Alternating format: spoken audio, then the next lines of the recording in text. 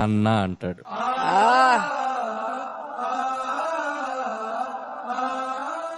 మధ్య తరగతి తండ్రి రెండిటికి భయపడతాడు.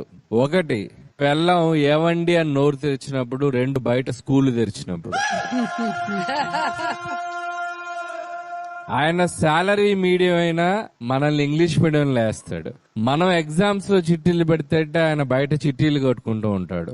మనం లైఫ్ లో డౌన్ ఫాల్ అవ్వకూడదని ఆయన హెయిర్ ఫాల్ తెచ్చుకుంటాడు. మనల్ని ఒక లెవెల్లో ఉంచడానికి ఆయన షుగర్ లెవెల్, బీపీ లెవెల్ కూడా లెక్క చేయడు. జనరల్ గా మనం ఎండలోకి వెళ్తే చెమటలు పడతాయి. కానీ ఒక మధ్య తరగతి తండ్రికి ఫీజులు కట్టేటప్పుడు, పుస్తకాలు కొనేటప్పుడు, అప్పులు చేసేటప్పుడు, ఆ అప్పులు తీర్చేటప్పుడు, ఫంక్షన్లు, పెళ్లిళ్లు ఇలా చెమటలు పడుతూనే ఉంటాయి. నాకు తెలిసి ఒక దేశానికి పిఎం గా ఉండటం అయినా ఈజీ ఏమో, కానీ మధ్య తరగతి తండ్రిగా పిల్లల్ని పెంచి చదివించి పెద్ద చేయడం మాత్రం అంత ఈజీ కాదు.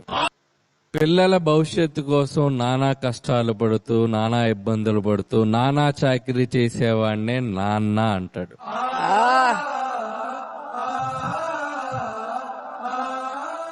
మధ్య తరగతి తండ్రి రెండిటికి భయపడతాడు.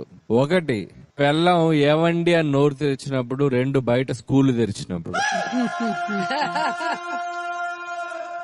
ఆయన శాలరీ మీడియం అయినా మనల్ని ఇంగ్లీష్ మీడియంలో వేస్తాడు.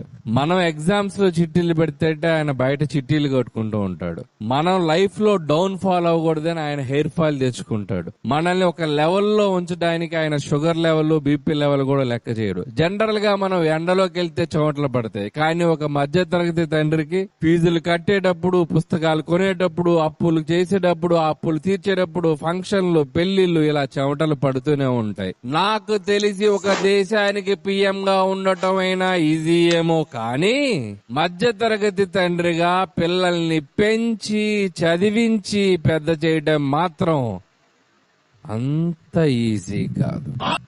పిల్లల భవిష్యత్తు కోసం